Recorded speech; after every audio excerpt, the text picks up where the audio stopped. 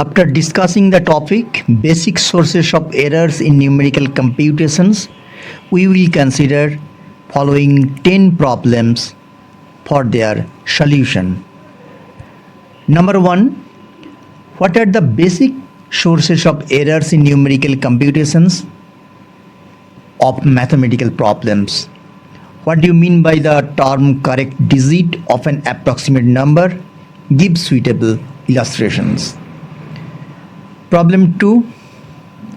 This is merely a relation between operators E and delta, and if fx is equal to ux into vx, we are required to establish this relation involving divided differences. Problem 3. Here also we are required to establish a relation between forward difference operator and delta, the central difference operator. Number 4. This is a relation involving central difference operators mu and delta. Number 5.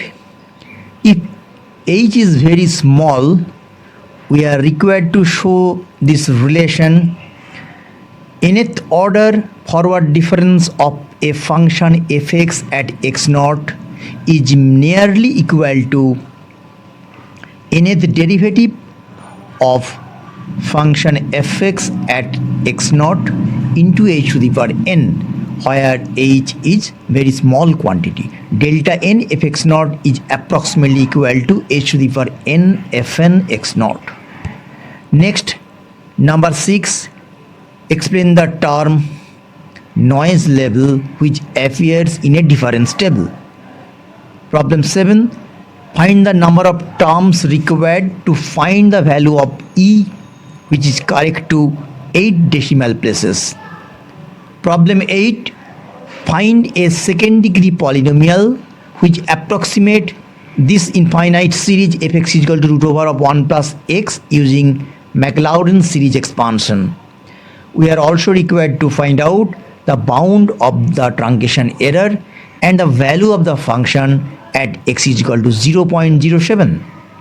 Problem number 9, how many terms are required to evaluate the value of E from the infinite E series which is correct to 10 decimal places?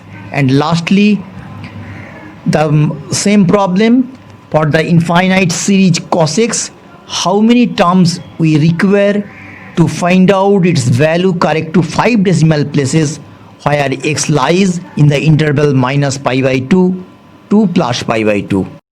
Basic sources of errors in numerical computations. A numerical result or a numerical computation is always approximate, that is always error near, owing to the facts that number 1, the numerical data which we use in solving problems are generally not exact, that is they are approximate, that is they are merely correct to only 2, 3 or 4 or more places only.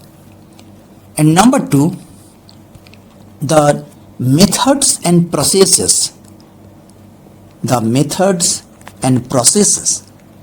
by which the desired result is to be computed are also approximate.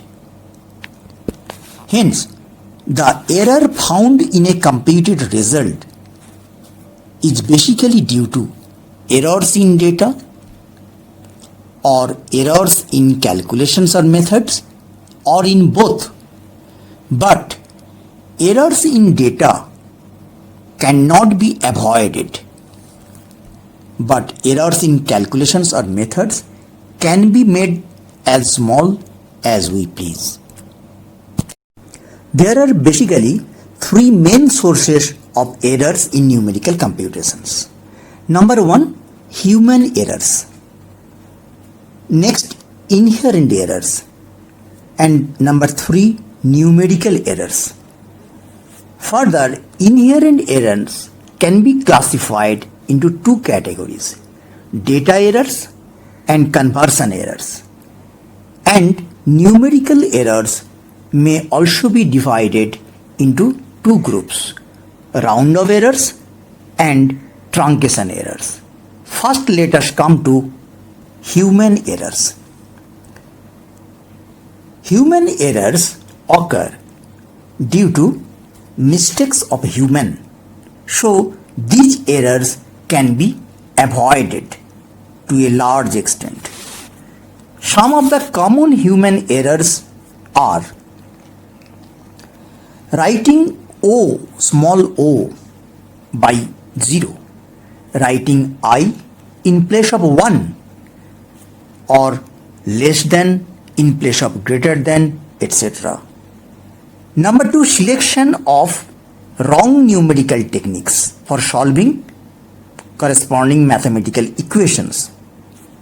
Next, number 3, wrong algorithm selection. Next, errors in parenthesis, that is putting parenthesis in wrongly, and errors in order of execution of arithmetic operations. Next, mistakes in data input, etc. Inherent errors or input errors. These errors are already present in the statement of the problem before finding its solution.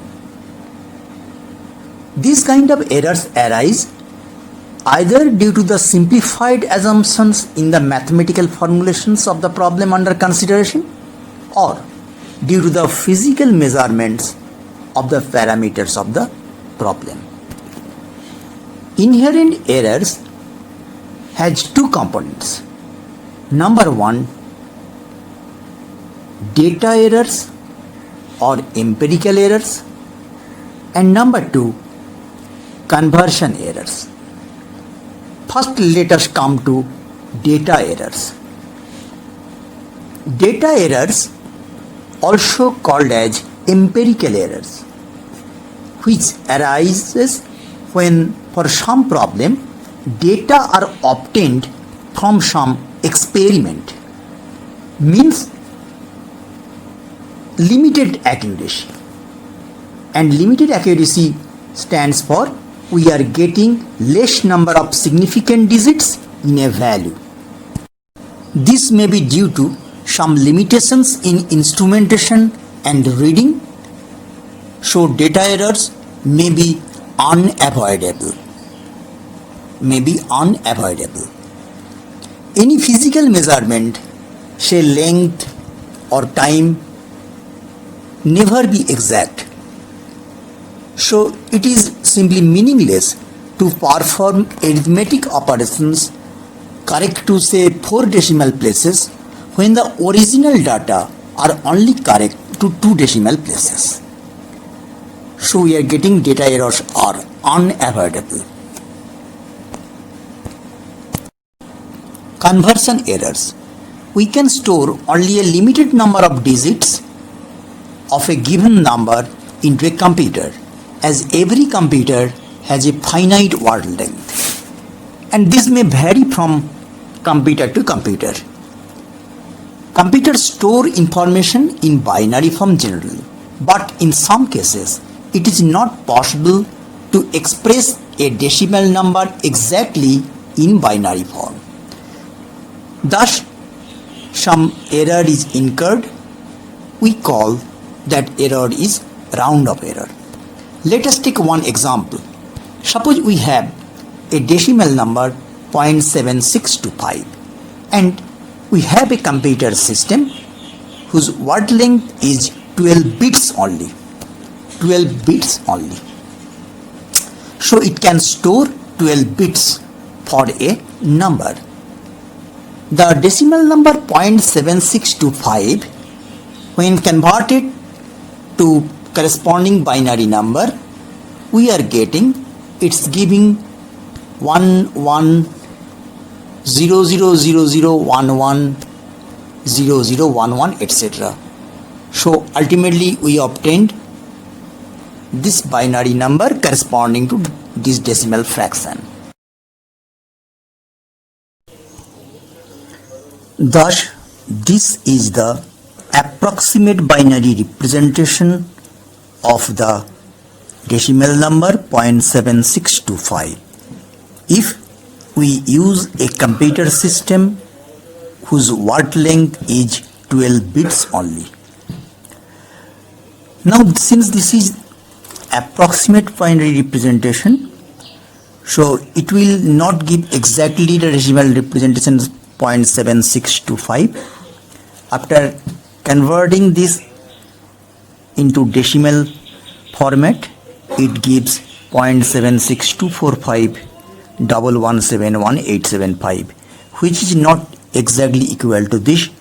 Thus, an error is incurred, which is equal to this, equivalent to 2 to the power 11. Instead of taking 12 bits word length, if the word length is 8 bits, then the corresponding binary representation will become this, and its decimal conversion is the 0.76171875, which is also not equal to this. In this case, the associated error becomes 1 by 10 into 2 to the power minus 7. And for 2 bits only, if the word length is only 2 bits, then it gives 0.11 only, and the corresponding decimal number 0.75, and the associated error becomes 2 to the power minus 3. Thus, we note that if we go on increasing number of bits, we observe that the associated error is diminishing from 2 to the power minus 3, then 2 to the power minus 7, then 2 to the power minus 11. This error can be further reduced by increasing the binary digits that represent the decimal number 0.7625. Next, let us come to numerical errors. It is one of the basic sources of errors. Numerical errors is also called procedural errors.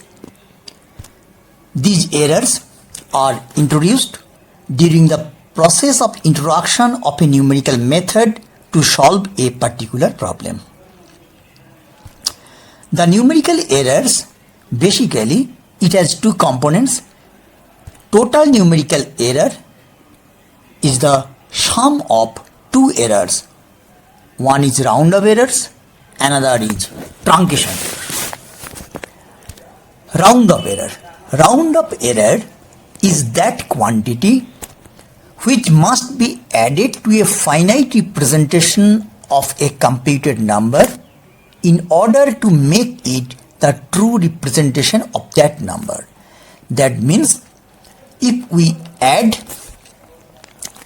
a quantity with the finite representation of a number, that means approximate value of a number, with the error, we will get the true value xt.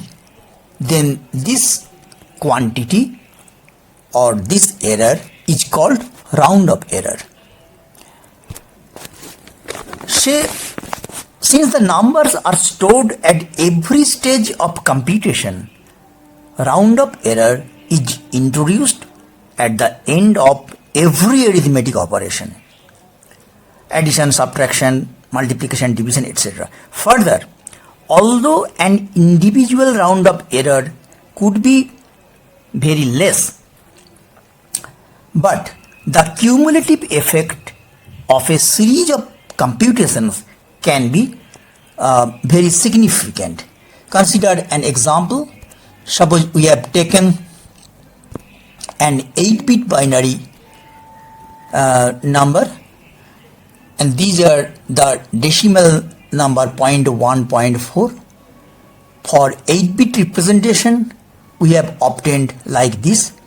Their differences may not be large, but if we proceed further computation, say we are adding these two numbers and getting 0.5, and the corresponding binary number are coming, 8-bit binary numbers are coming 0.01111111. When converting this number into decimal number further, we are not getting 0.5, but we are getting 0.49609375. So 0.1 and 0.4 in decimal, we are getting 8-bit binary number as this one and this one respectively. Adding, we are getting 0.5 in decimal version to the corresponding binary representation. And this binary representation, when again converting to decimal, it is not giving 0.5, rather it is giving a number which is closely 0.5, but we are incurring an error which is equal to 0.0039065. It is same as 2 to the power minus 8. As we are using 8-bit representation, so we are getting an error, round up error, which is of order 2 to the power minus.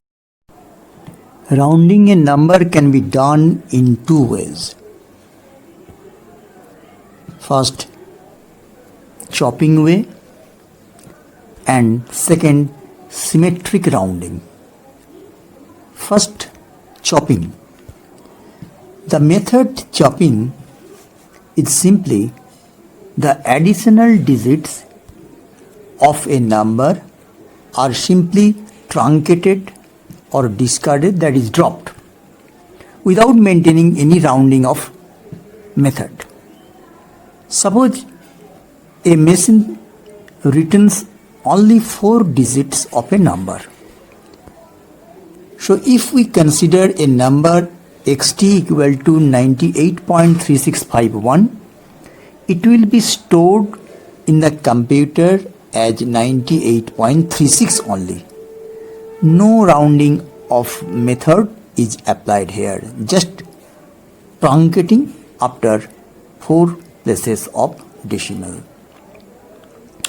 So here xt equal to,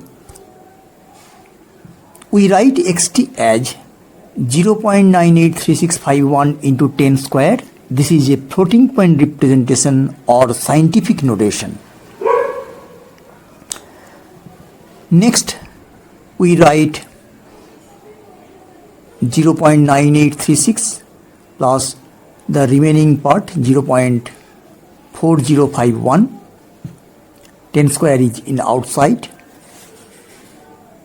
As the system takes 4 digits of a number, so accordingly here we are arranging this way xt as 0.9836 plus 0.51 into 10 to the power minus 4 into 10 square. The first part we name as P1 within bracket, 0.51 as P2, D is the value of the permitted part which is equal to 4, E is the exponent, its value is equal to 2. Therefore, xt equal to P1 into 10 to the power E, P1 into 10 to the power E, and the remaining part is P2 into 10 to the power minus D into 10 to the power E, that is P2 into 10 to the power E minus D. This part is giving us the approximate value of the number xt, and naturally xt minus xa, their difference gives us the corresponding error due to chopping. P1 is here called mantissa. We have already told D is the length of the mantissa permitted here, 4, E is the exponent 2, and P2 as 0.51. P2 as 0.51. So clearly the range of P2 is between 0 and 1. That means maximum value of P2 is less than 1. So the absolute error due to chopping is P2 into 10 to the power e minus t. We have already obtained P2 into 10 to the power e minus d. As the maximum value of P2 is less than 1, therefore the absolute error due to chopping method is less than equal to 10 to the power e minus d. Less than equal to 10 to the power e minus d.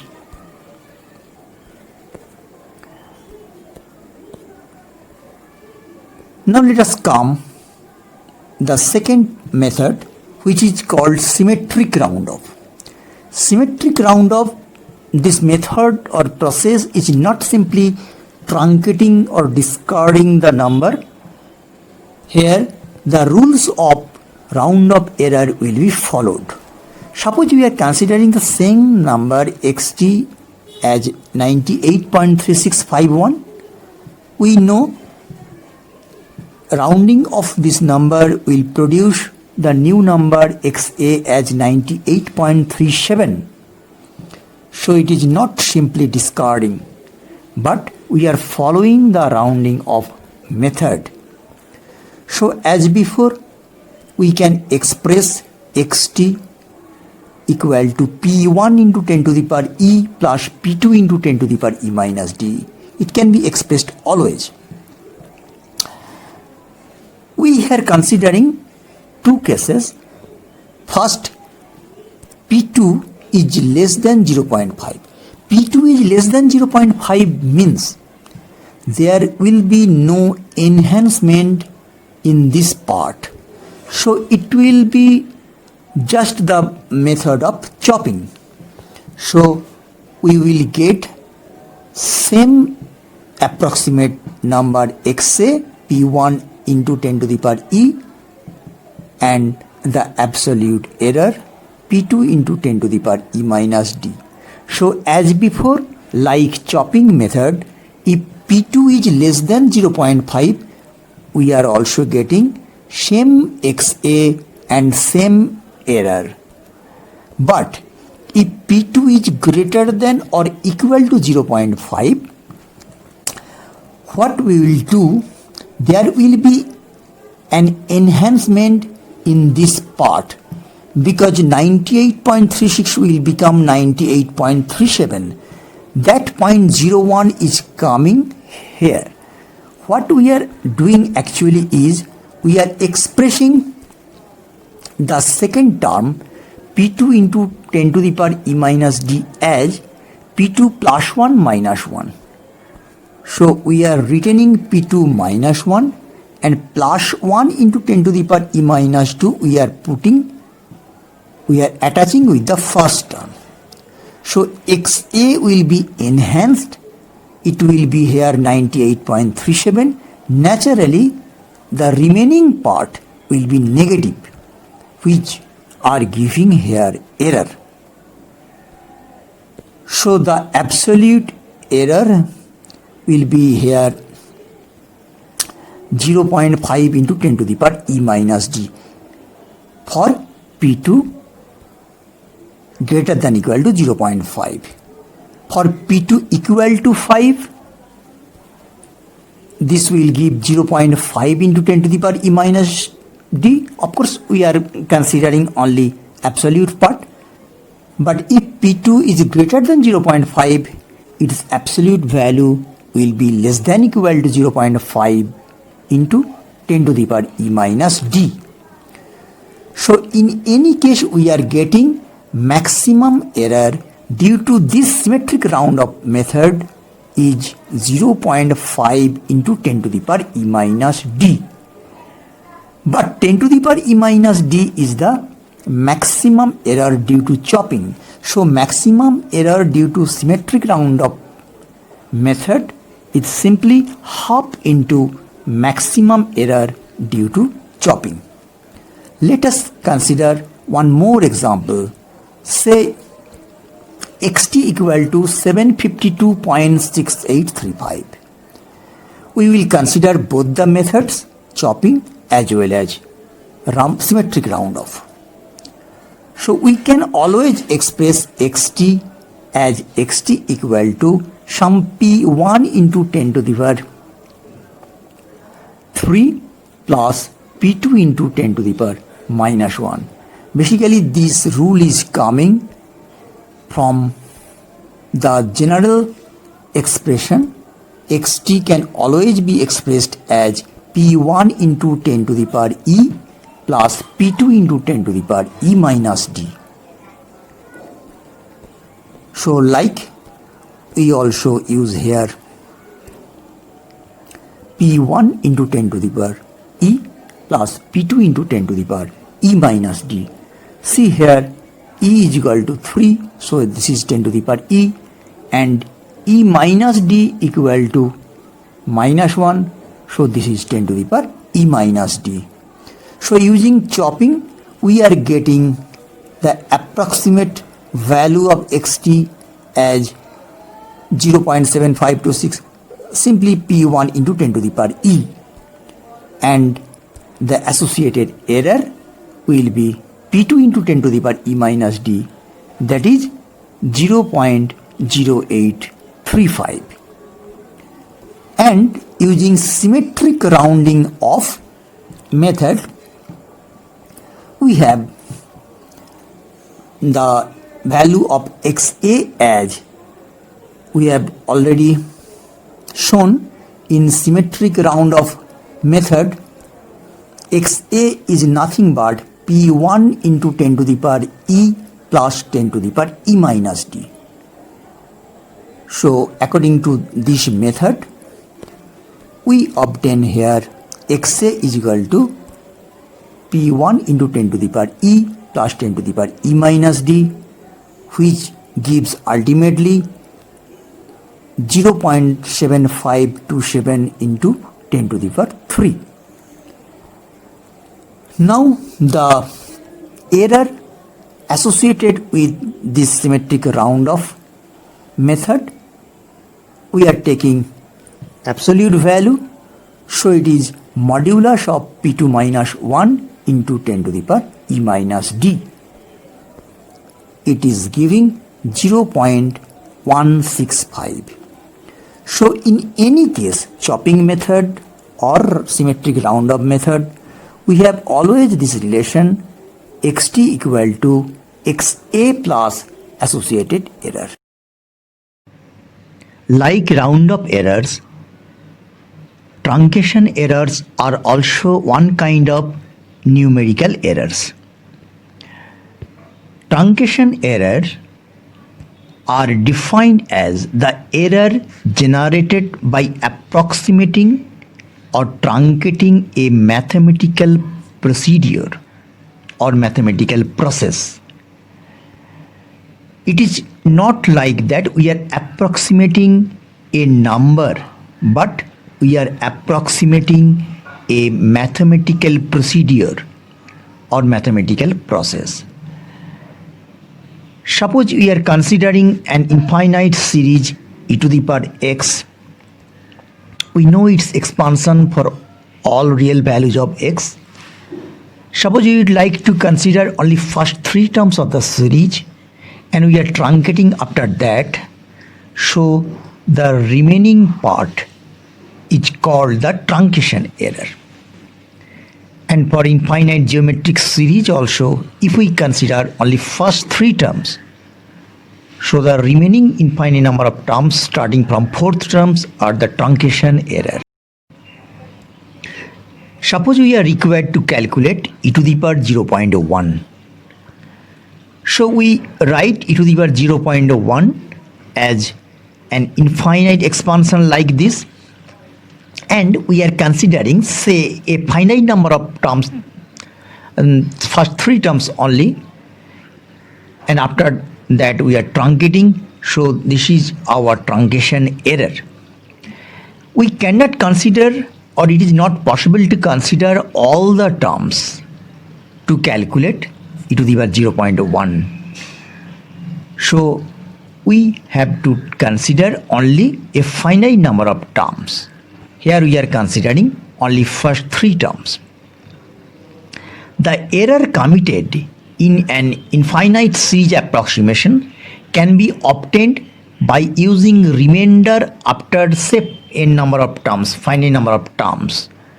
The Taylor series expansion for a function fx about x is equal to c is given by fx is equal to fc plus etc., where Rnx is the remainder term after the nth terms. Now for a convergence series, the remainder term approaches to 0 as n tending to infinity.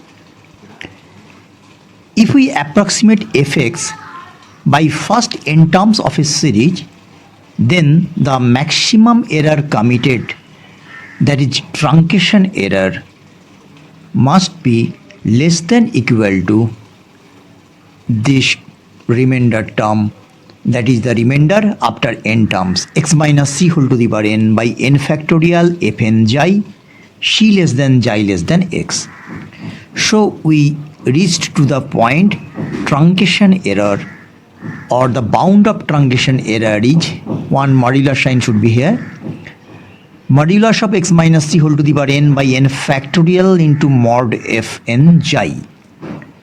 Whenever the function was expanded in terms of Taylor series about x is equal to c and c less than xi less than x, if it is expanded about 0, putting c is equal to 0, that is in terms of Maclaurin's expansion, the bound of truncation error becomes mod x whole to the power n by n factorial into mod fn xi, where 0 less than xi less than x.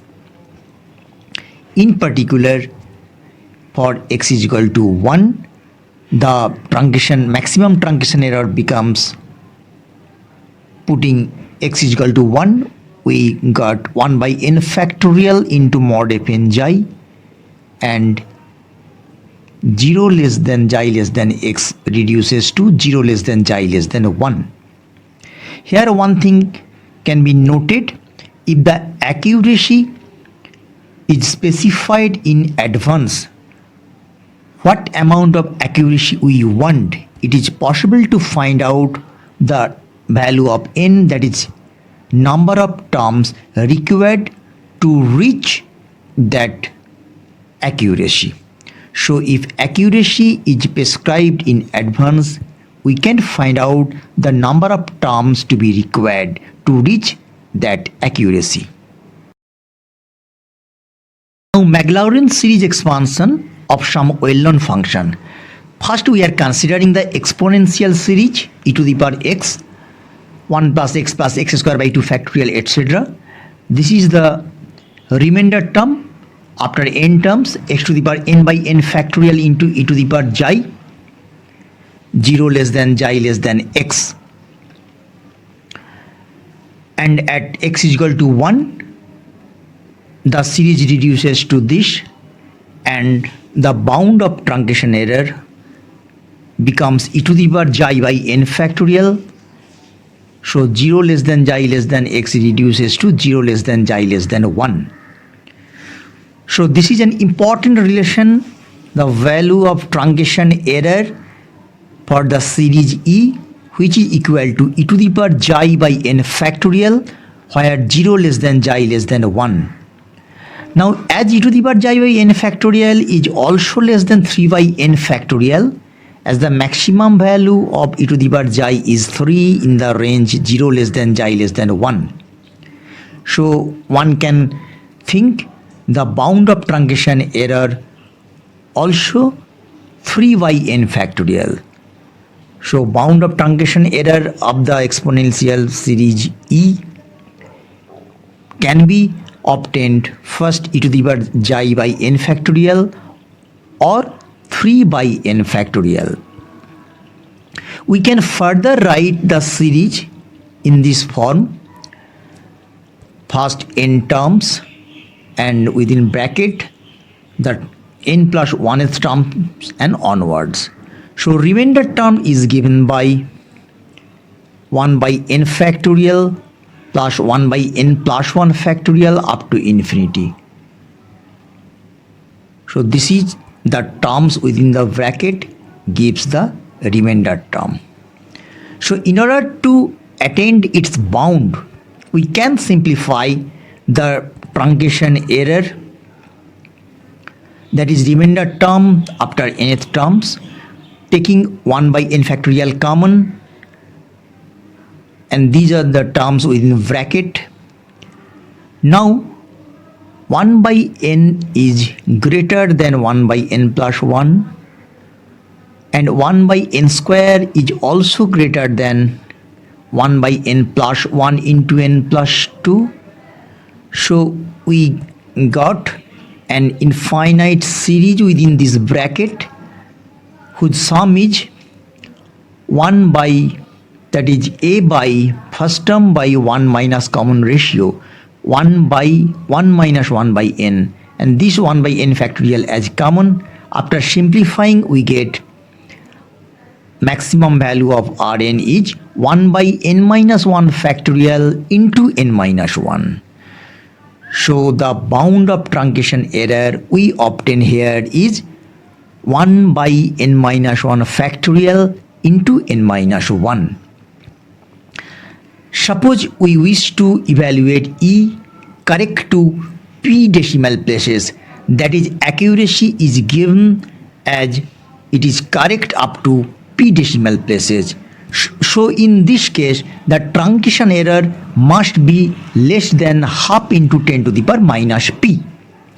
Using this relation we can find out the value of n, that is the number of terms to required to reach the accuracy. If we consider the bound of truncation error from the first relation we obtained, which was e to the power j by n factorial, we can get here e to the power j by n factorial, that is truncation error is less than half into 10 to the power minus p, where the accuracy is prescribed like this, the value will be correct up to p places of decimals. Simplifying, we obtain n factorial is greater than 2 into 10 to the power p. But instead of taking truncation error e to the power j by n factorial, if we consider the second remainder term, that is which is 1 by n minus 1 factorial into n minus 1, and get the same accuracy, we can obtain this truncation error is less than half into 10 to the power minus p, which when simplified we are also getting n factorial is greater than 2 into 10 to the power p. So in both cases we are getting n factorial is greater than 2 into 10 to the power p. Whether we are considering the truncation error as e to the power j by n factorial, or we are considering the truncation error as 1 by n minus 1 factorial into n minus 1, in both cases we are getting the same relation, n factorial is greater than 2 into 10 to the power p, from where we can easily find out the value of n if the accuracy p is prescribed in advance. After e to the power x, we considered the second infinite series fx equal to 1 plus x to the power half, where x lies between 0 and 0.1.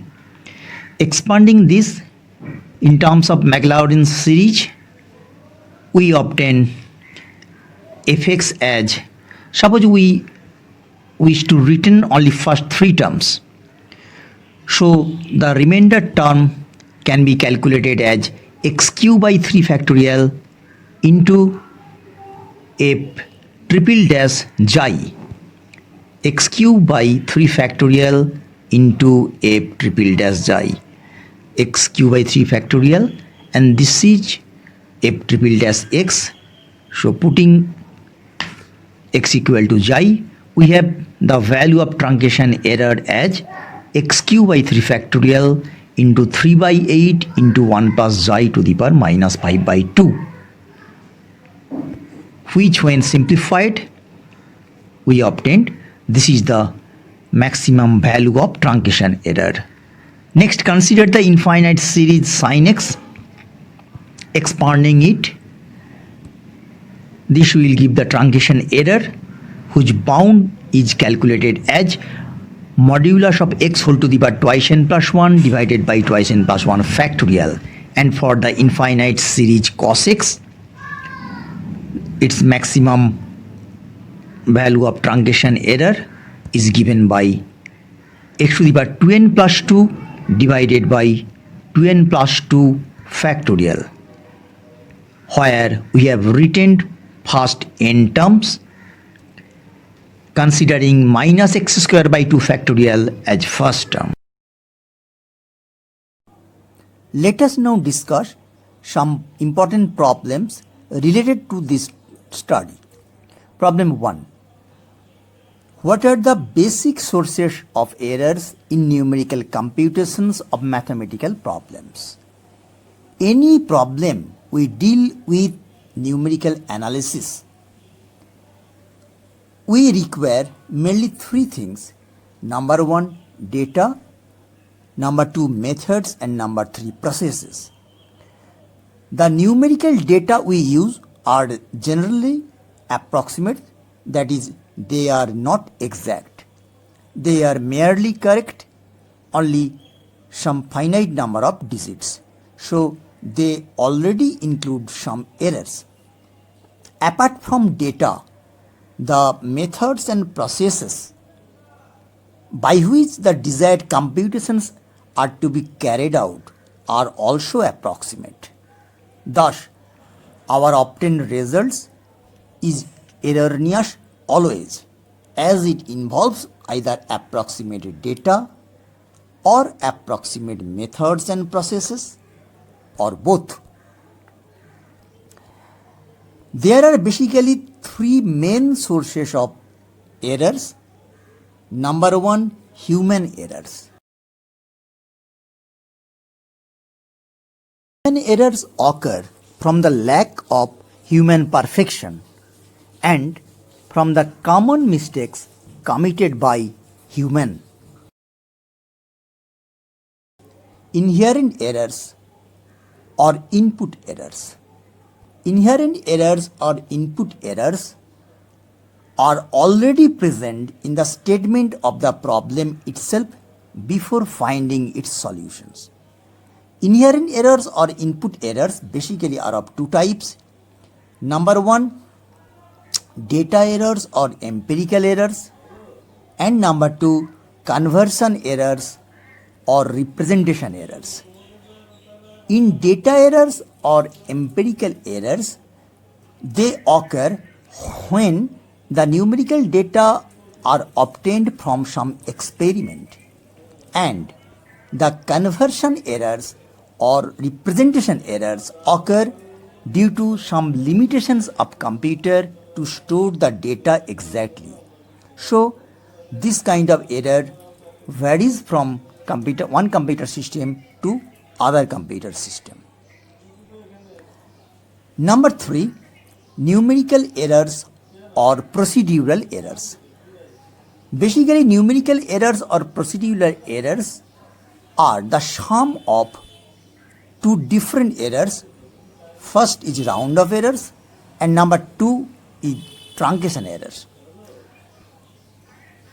In round up errors, we round up a number following two different methods, one due to chopping and another due to symmetric round up. In chopping, we just discard or remove the additional digits without following any existing rule. But in symmetric round up method, we follow the standard rule of rounding off a number. Third sources of errors in a numerical computations. The source is numerical errors or procedural errors. Numerical errors or procedural errors are basically the sum of two different kinds of error. First one is round up errors and second one is truncation errors.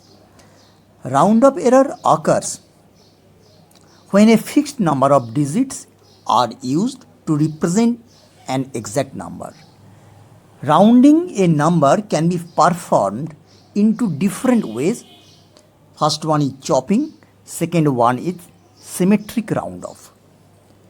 In method chopping, we just discard the additional digits, and in symmetric round off method, we follow the existing round off rule. Now in chopping, the number must be expressed in this form. This is the exact number xt. It can be divided, it can be broken into two parts. First one represents the approximate value xa, which is equal to p1 into 10 to the power e, and the remaining part gives the error, where p1 is the mantissa, d is the permitted length of mantissa, e be the exponent, and p2 is a number lying between 0 and 1. And the associated chopping error is 10 to the power e minus d. Let's take an example. Consider a number 5.6789, and suppose that the system returns only 3 digits of the number. That is, we have to discard the digits after the third digit. Now, say this is xt.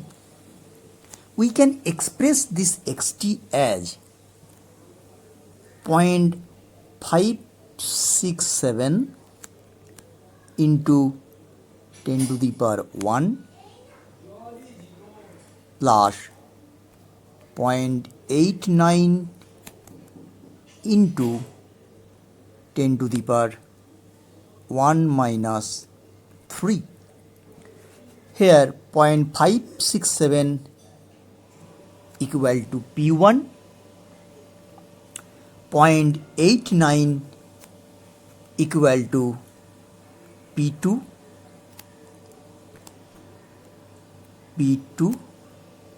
and E equal to 1, D equal to 3. Therefore, xt is expressed as xa, this is xa, basically whose value is 5.67 plus some error which is equal to basically the second part, which is equal to 0.89 into 10 to the power 1 minus 3, that is 0.89 into 10 to the power minus 2, that is 0.0089. So first part is giving us the approximate number xa, and the second part is giving us the error. Therefore 5.6789, which is equal to xt, can be expressed as sum of two quantities, of which the first one is xa, whose value is basically 5.67 only, and the second term in the bracket is giving the error, whose value is basically 0.0089. Here E is the exponent, whose value is 1, and D is the permitted length of mantissa, which is equal to 3. In symmetric round off, xt can be expressed as p1 into 10 to the power e plus 10 to the power e minus d plus p2 minus 1 into 10 to the power e minus d.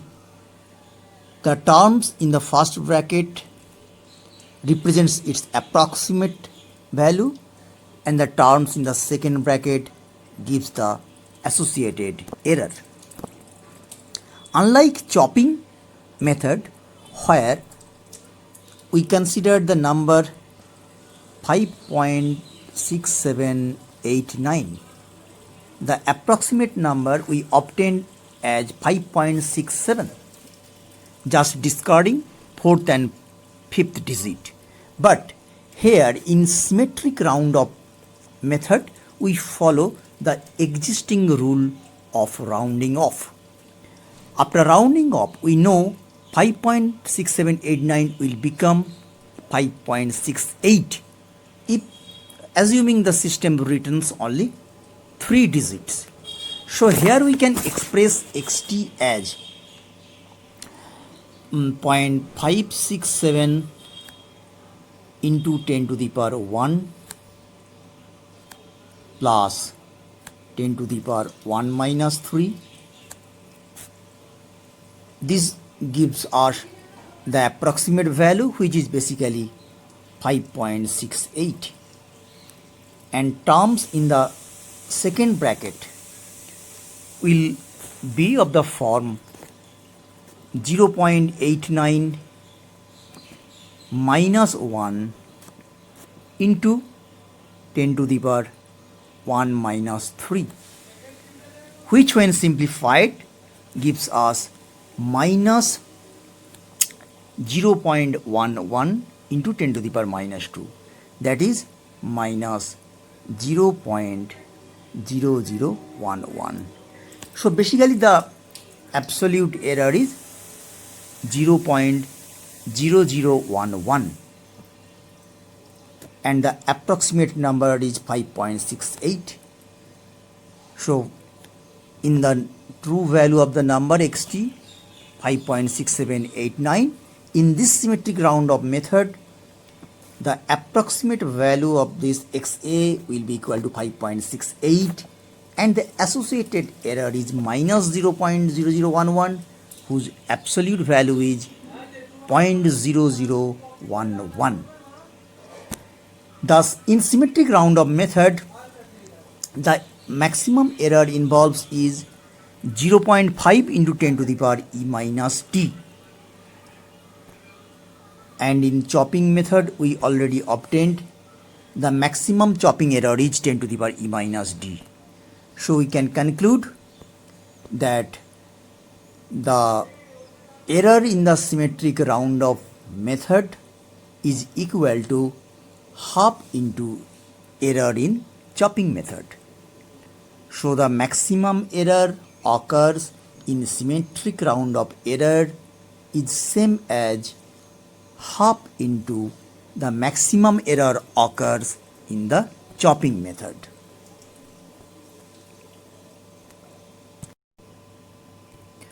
Truncation errors are the second part of third sources, that is second part of numerical errors. First part is round up errors, which is discussed already. Now let us come to the second part, which is truncation errors. As we already defined, truncation error is the error generated by approximating or truncating a mathematical procedure. So unlike approximating a number, here we are approximating a mathematical procedure. We have already discussed, suppose we have an infinite series, say 1 by 1 minus x, which we can write as 1 plus x square plus x cube plus dot dot dot. Suppose we wish to written only first three terms, and from fourth terms to onwards we have written in the second part. If we approximate this infinite series by retaining only the first three terms, so from x cube plus x to the power 4 plus dot dot dot up to infinity gives us the truncation error, and this is the approximate value of 1 by 1 minus x. Now we are giving some truncation error. In the infinite series E, that is exponential series, we obtained already truncation error is the 1 by n factorial into e to the power xi, where 0 less than xi less than 1, which is further less than 3 by n factorial. And if we apply a different method, we obtained the truncation error for the same infinite series E, that is e to the power 1. The maximum truncation error is given by 1 by n minus 1 factorial into n minus 1. If in particular,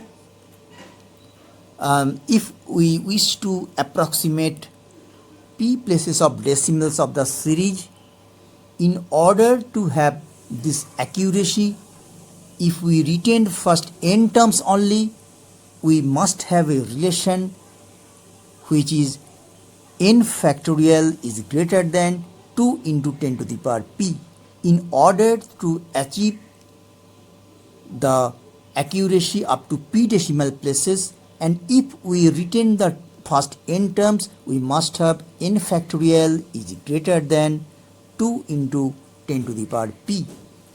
And for the infinite series sin x, the truncation error is given by modulus of x whole to the power twice n plus 1 divided by twice n plus 1 factorial. And for the infinite series cos x, we have truncation error is given by x to the power twice n plus 2 divided by twice n plus 2 factorial. Second part of the problem: what do you mean by the term correct digit of an approximate number? Give suitable illustrations. Basically, the correct digit of an approximate number are the significant numbers. We will come this topic in great detail in our next video. Problem number 2. Here we are required to establish a relation fi is equal to ei f naught equal to summation I j delta to the power j f naught. Here xi equal to x naught plus ih, so xi's are equispaced, and fi is the value of fx at x is equal to xi. So what we do, we first write fxi equal to f of x naught plus ih, which is equal to e to the power I fx naught, where e is the shift operator. As e equivalent to 1 plus delta, we replace e by 1 plus delta and expanding as binomial expansion, where in is equal to I into I minus 1 up to I minus n minus 1 divided by n factorial, where n less than equal to I, and I c naught I c I equal to 1. Now we expand f naught of 1 equal to f naught, I1 delta of f naught equal to delta f naught, I2 delta square f naught equal to I2 delta square f naught, etc. And lastly, we put all the terms in a single summation sign, j equal to 0 to I, ij delta j f naught. There is another part. If fx is equal to ux into vx, we have to show that f x naught x1, which is basically first order divided difference of the arguments x naught and x1, equal to ux naught into vx naught x1 plus vx1 into ux naught x1. So first we expand f x naught x1 as this. Here fx was given as fx equal to ux into vx. So f x naught x1 equal to fx1 minus fx naught by x1 minus x naught from the definition of first order divided differences. Fx1 just replacing x1 by x and fx naught equal to ux naught into vx naught. Next 1 by x1 minus x naught is lying outside.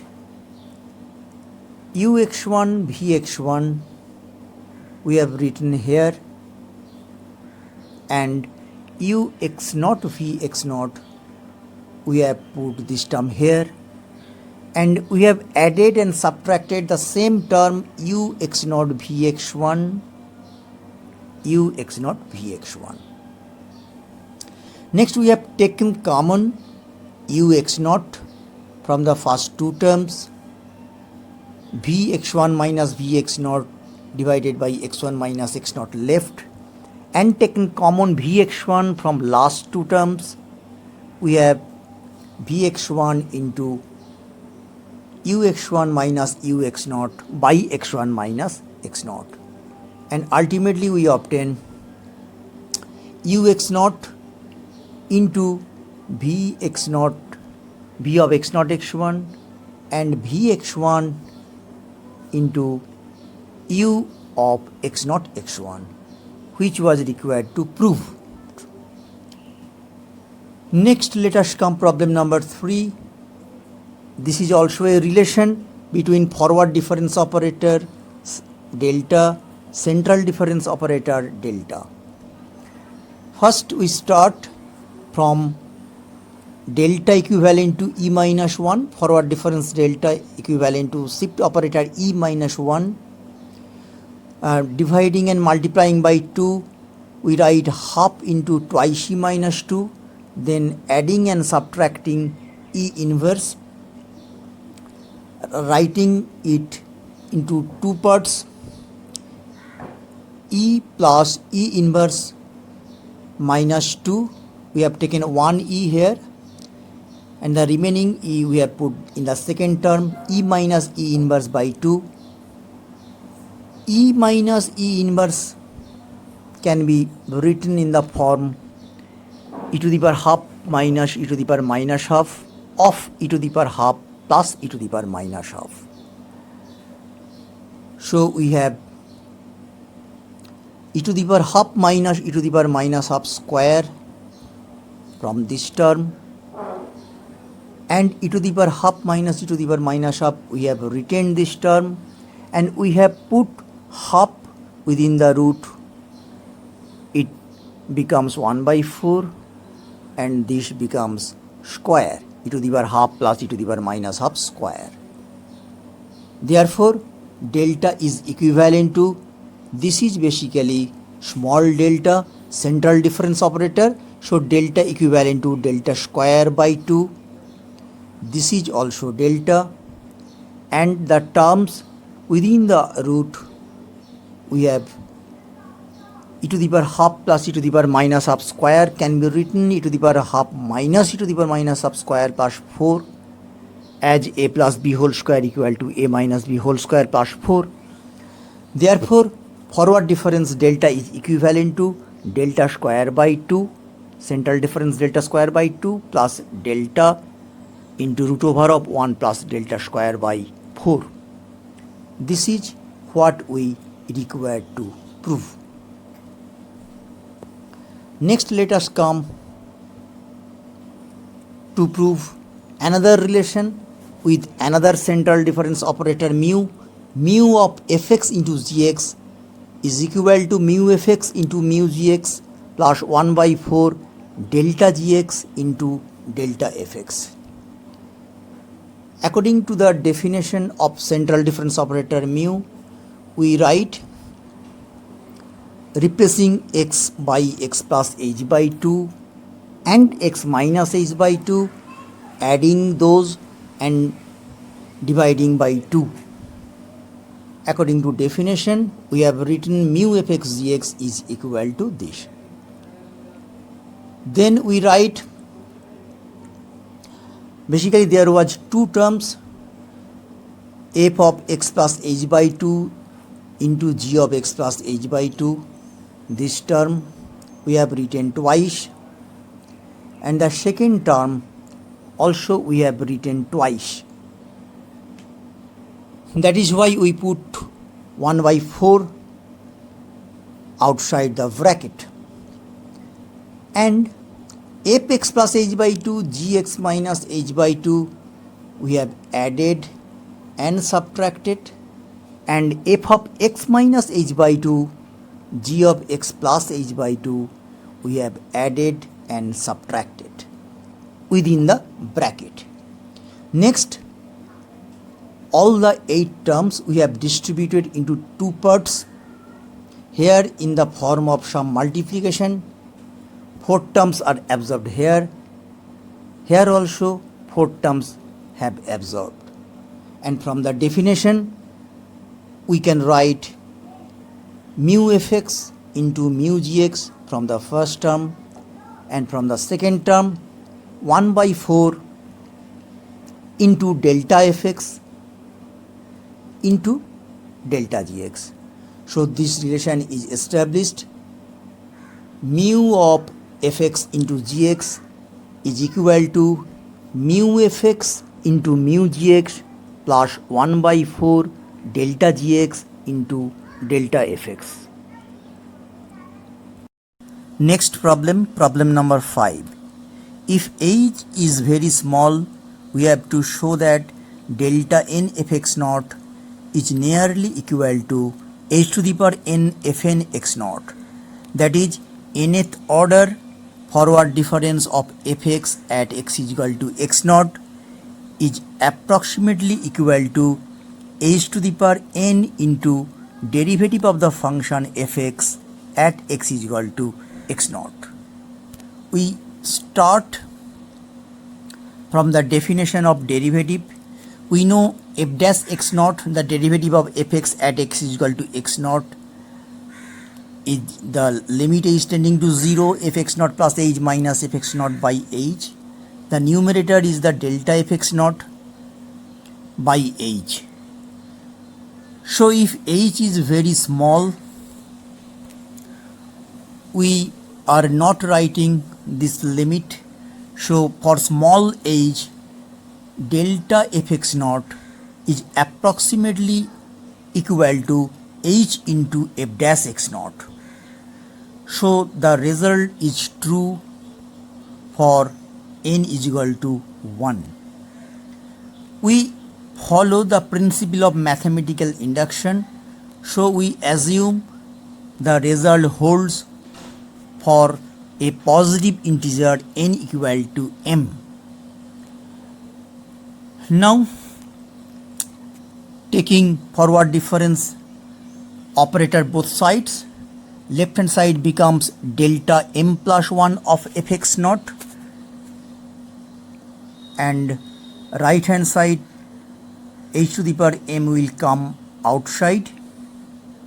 So h to the power m into delta of fm x naught. So h to the power m into delta fm x naught means fm x naught plus h minus fm x naught. Multiplying and dividing by h, the terms within bracket becomes fm plus 1 x naught, that is derivative m plus 1th order derivative of fx at x is equal to x naught. So therefore we reached forward difference m plus 1 of fx naught is nearly equal to h to the power m plus 1, the derivative of fx, m plus 1th order derivative of fx at x is equal to x naught. These two terms are nearly equal. That means our result is true for n is equal to m plus 1 whenever it was true for n is equal to m. Therefore, by principle of mathematical induction, the result is true for all positive integral values of n. Let us come to the next problem. Problem number 6. Explain the term noise level in a difference table. If a large irregularity occurs in a difference table and if it is observed in some particular column of difference, such irregularity in the difference table be termed as noise level. Here the term irregularity means normally the alternate occurrences of either positive and negative signs or negative and positive signs. If this irregularity occurs in a difference table, what we do is we then consider differences prior to that particular column of differences only for calculation, while we use some interpolation formula. Next, problem number 7. Find the number of terms required to find out the value of E correct to 8 places of decimal. We know the truncation error of the infinite series E is given by truncation error is less than 1 by n minus 1 factorial into n minus 1 if we consider only the first n terms, and if the result be correct up to 8 places of decimals, this truncation error must be less than half into 10 to the power minus 8 in order to correct the result to 8 places of decimals. Now we observe that the minimum integral values of n equal to 12 satisfies this inequality. Therefore, the required value of n is 12. That is, we are required to consider first 12 terms only to reach the accuracy correct to 8 places of decimals. So, the number of terms required here is 12. Next problem. Find a second degree polynomial which approximates fx equal to square root of 1 plus x lies between 0 and 0.1 by using Maclaurin series expansion. Determine also the bound of the truncation error and the value of the function at x is equal to 0.07. Here fx is given as square root of 1 plus x. So we obtain f0 is equal to 1, f dash 0 is equal to half, f double dash 0 minus 1 by 4 and f triple dash x equal to 3 by 8, 1 plus x whole to the power minus 5 by 2. As we have to construct a second degree polynomial, so only first 3 terms will be retained. The remaining terms of the infinite series will be treated as truncation error. The truncation error here is given by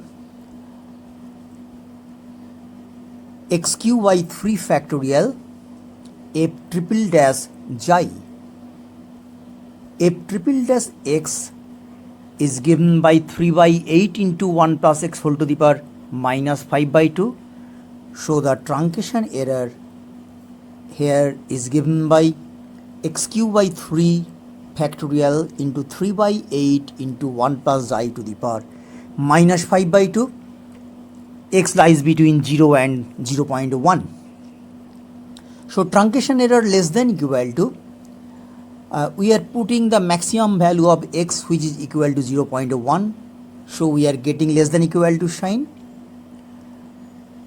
And also this term is less than, we are putting the minimum value of xi which is equal to 0. So denominator will be equal to 1. So 1 by 16 into 0.1 whole cube which is equal to 0.625 into 10 to the power minus 4. So the bound of truncation error is here 0.625 into 10 to the power minus 4. Therefore, f of 0.07 will be equal to, we will put the value of x only here, neglecting the truncation error. So 1 plus x by 2 minus x square by 8 will be reduced as 1 plus 0.07 by 2 minus 0.07 whole square by 8. After simplifying, we are getting f of 0.07 equal to 1.0343875. Next problem, problem number 9.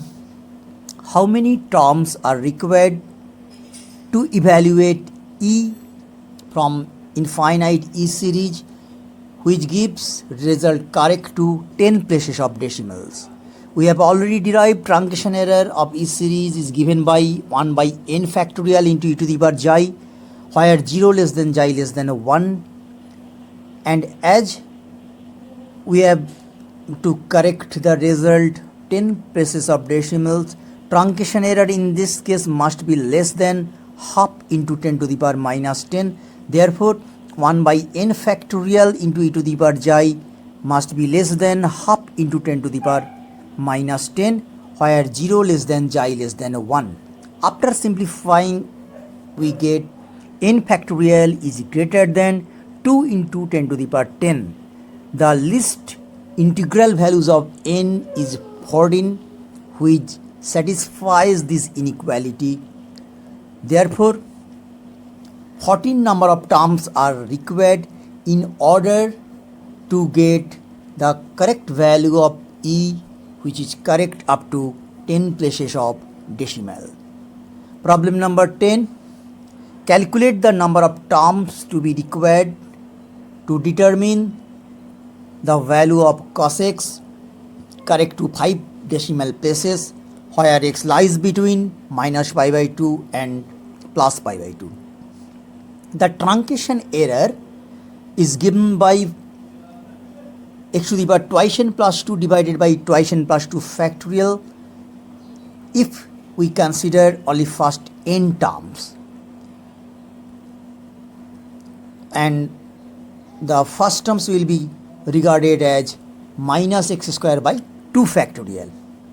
In order to get the result correct to 5 decimal places, truncation error must be less than half into 10 to the power minus 5.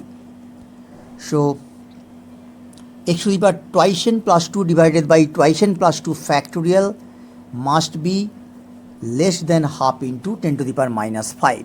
Taking logarithm both sides with base 10, we obtain twice n plus 2 log x minus log of twice n plus 2 factorial less than log of 5 minus 6 log 10, which gives minus 5.3. After simplifying and considering x lies between minus pi by 2 and plus pi by 2, we get n is equal to 7. So the first 7 terms, of which the last term is minus x to the power 14 by 14 factorial, is sufficient to get the accuracy, and in this case the bound of truncation error is x to the power 16 by 16 factorial, that is putting x is equal to 7 in this expression of truncation error. So we require first 7 terms to get the accuracy, means correct to 5 decimal places. Result must be correct to 5 decimal places, and the truncation error, that is bound of truncation error, is given by x to the power 16 by 16 factorial.